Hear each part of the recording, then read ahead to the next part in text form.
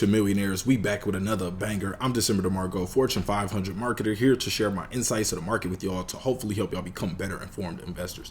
Salute to y'all for pulling up on the channel. Make sure you hit that thumbs up like button for the YouTube algorithm, and do not forget to subscribe. So we are back with the Terra Luna Classic update.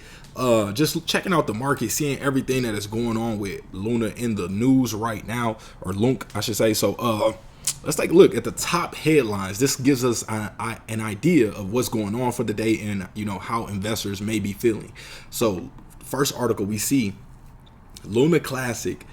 And also when you're searching these articles, what you want to do is you want to come in Google, click search, and then click this tools button right here to the right.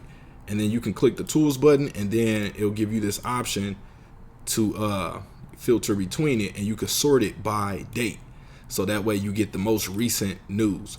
So here's the latest article. Luna Freaks, a new token born from Luna Classic has become. Okay, so already they're talking about another token, so we might have to cover that one if this, if it's a part of the community. Let me know if y'all are interested in hearing more about that one. So Luna Classic in the red as Terraform Labs insists it's not a security. So let's take a look at this article.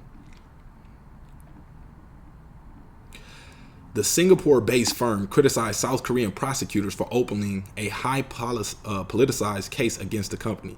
Terra attracted plenty of regulatory security following its implosion back in May. Luna Classic, the remnant of the collapse, is currently down 0.51% on the Binance exchange and trading at the 27.6 level present time. So the token experienced a wild rally earlier this month because of speculators. On Monday, the token soared roughly 60% after cryptocurrency giant Binance confirmed that it would implement a burn mechanism on trading fees for the LUNC token. The token soared higher in spite of the drama surrounding Terra founder dogecoin, who was slapped with an arrest warrant by Seoul-based court for allegedly violating capital markets law. Interpol then issued a red notice for Kwon after South Korean prosecutors determined that the Terra founder was on the run. The controversial entrepreneur, however, has repeatedly denied hiding from authorities. Terraform Labs insists that the Luna cryptocurrency is not a security, which is why it is not supposed to be covered by the country's capital markets law.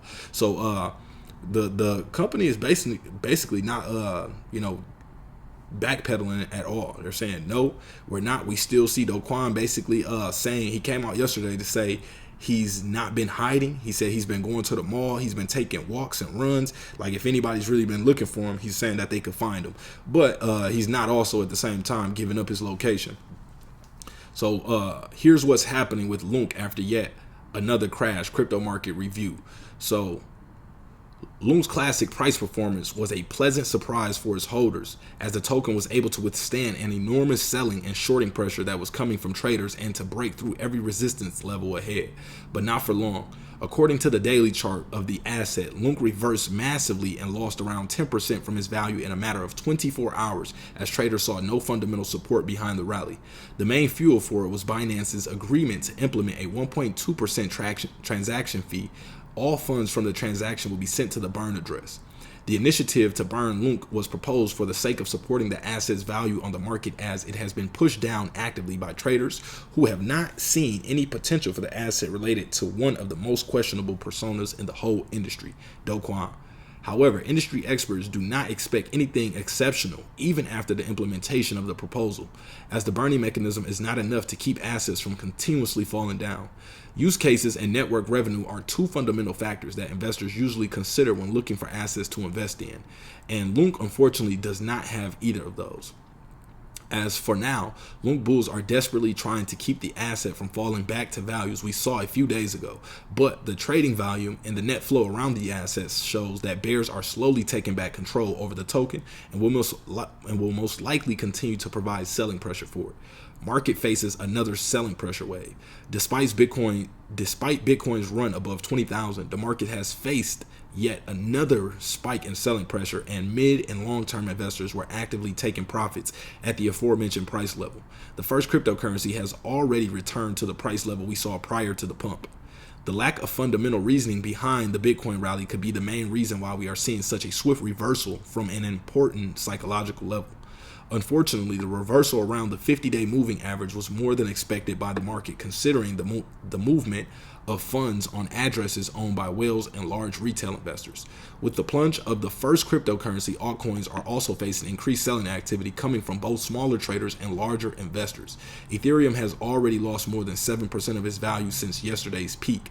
Among the biggest losers on the market is XRP, which used to be the market's leader. However, the lack of positive news from the court and the reversal on the crypto market in general led to reversals from the 200-day moving average.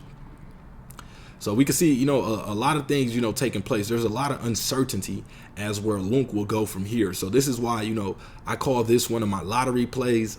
Yes, I do own LUNC, but only an amount that I'm willing to risk losing. It's not something that's going to put me in a hole if, the project drops even further, and I'm also using a dollar cost average strategy, continuing to buy over a period of time at prices that I'm interested in. So keep that in mind. Also, remember that none of this is financial advice. You have to always do your own due diligence and just never risk more than you're willing to lose, man. Things will be a lot easier. So let's take a look at the price of LUNC real quick.